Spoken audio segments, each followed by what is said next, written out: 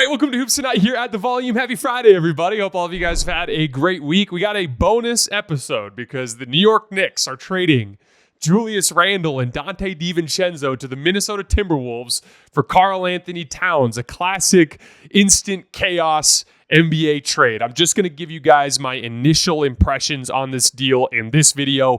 As you know, we're going through a power ranking series that is full season previews for all of these teams, and thankfully we haven't gotten to either of the Knicks or the Timberwolves yet. So now when we hit those teams, we'll be able to get into more detail. So I promise we'll go into much more detail when we get to those videos, but I wanted to give you guys my initial impression on the deal. You guys know the drill. Before we get started, subscribe to the Hoops Tonight YouTube channel so you don't miss any more of our videos. Follow me on Twitter at _JasonLT so you guys don't miss any show announcements. Don't forget about our podcast feed, wherever you get your podcasts, under Hoops Tonight, and then keep dropping mailbag questions in the YouTube comments so we can keep hitting them throughout the rest of the year. All right, let's talk some basketball. So I want to focus on the Knicks angle first. And also, we're getting this out before we see any additional details, so I'm not sure if there was any draft compensation. I'm not expecting much in the way of draft compensation, if any, just because this seems to be a player-for-player type of deal, right?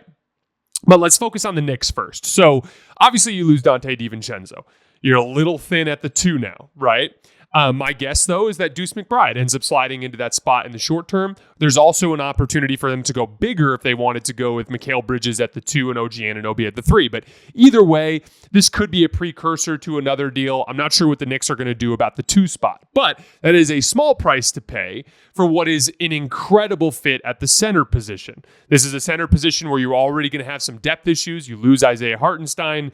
Obviously, Mitchell Robinson is dealing with an injury to start the season, so it was a position of specific need, and you paid the weakest of your starters from last year. And I really like Donte DiVincenzo, for the record, and we're going to get into more details on Donte. I think Donte's awesome. He is a great fit in Minnesota too. We're going to talk about that. But of all the players that you gave up, you give up Donte DiVincenzo, but you give up this kind of clunky, janky fit in Julius Randle, who, when the original version of this team before Mikal Bridges, before OG Anunoby, made some sense as like a secondary shot creator, a forward that you can use to attack matchups as a kind of like a guy to spell and give some rest to Jalen Brunson, right?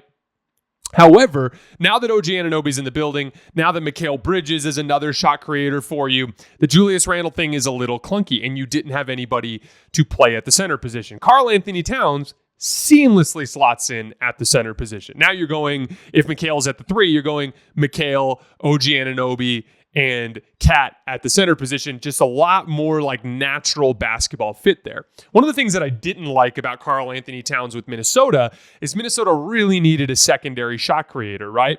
Anthony Edwards is creating most of the stuff. They needed Cat to like actually create shots. And that to me is not my favorite use of Karl-Anthony Towns. To me, I love Karl-Anthony Towns more as an off-ball scorer, meaning I want him picking and popping and then catching and shooting, or catching and driving on the closeout. Or, okay, you get a favorable matchup like a switch.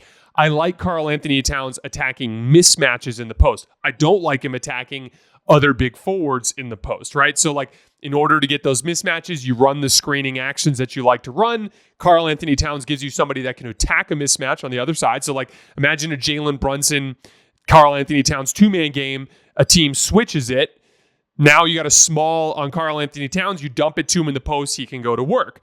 They run a drop coverage. Jalen Brunson can get downhill and engage the screen defender. Cat can pop. The pick and pop is the hardest action to guard with a traditional drop coverage because your center is dropping to the basket and then has to close out to the three-point line, or you have to rotate from the weak side, which now your defense is in rotation and you're running around like your hair's on fire, right? So like Karl-Anthony Towns, absolutely seamless offensive fit. Now, as far as the defensive end goes, obviously, Karl-Anthony Towns is not the type of defensive player that Mitchell Robinson is. Not even quite as good as Isaiah Hartenstein was, who I actually thought was pretty solid for the Knicks last year. However, if you're going to be weak protecting the rim, you want to be good on the perimeter. And so, let's say to start the season, it ends up being Deuce McBride at the 2. If I have Deuce McBride on the other team's best guard, or Mikal Bridges on the other team's best guard, and Deuce McBride on the second best guard, and I have OG on the other team's best forward, I've got 3 like outstanding, very, very good perimeter defenders, all of different archetypes.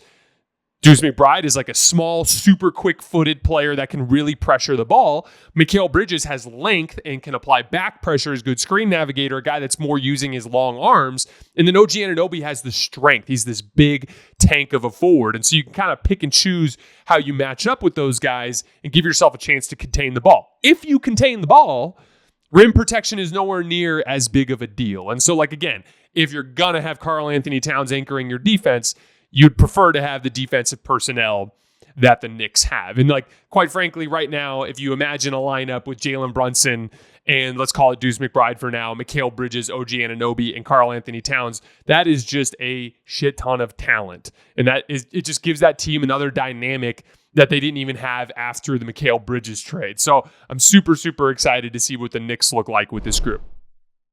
TD Tutty taking it to the house, in for 6, whatever you call a touchdown. One thing's for sure.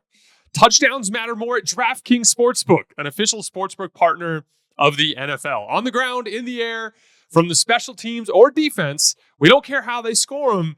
We want to bet on touchdowns, and DraftKings Sportsbook is delivering. Ready to place your first bet? Try betting on something simple like picking a player to score a touchdown or how many TDs will be in a game. Go to DraftKings Sportsbook app and make your pick. The game I have my eye on this week is Ravens-Cowboys. I think both teams need that game badly. I'm a Cowboys fan too. Very predictable start to the season for the Cowboys, but really, really excited for this weekend. Ready to do a touchdown dance of your own? New DraftKings customers bet $5 to get $200 in bonus bets instantly.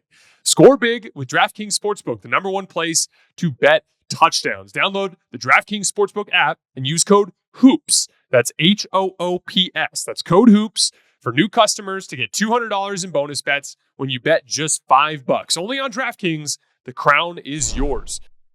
Onto the Timberwolves side, I'm a little bit confused as to where they're going here. I like the Donte DiVincenzo fit. That to me is like, if you remember last year, how spotty the Nickeil Alexander-Walker minutes were.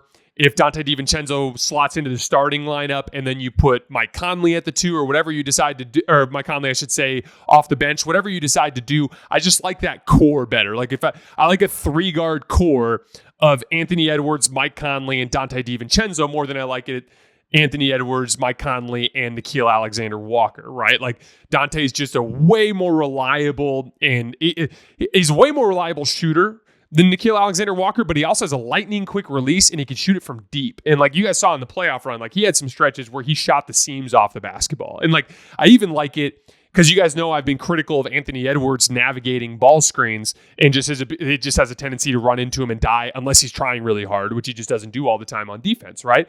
Well, you can imagine a scenario where Donte DiVincenzo is next to Ant. He is an excellent ball pressure guard. Donte DiVincenzo is like a scrappy, pain in the ass point of attack defender. And so like him next to Ant can slot him into an easier defensive role as well. That I like. Here's the problem. What has been my issue with Minnesota over the last couple of years? It's been about their ability to create space for Ant, who is one of the best drivers of the basketball in the league right now, arguably the best driver of the basketball in the league right now, right?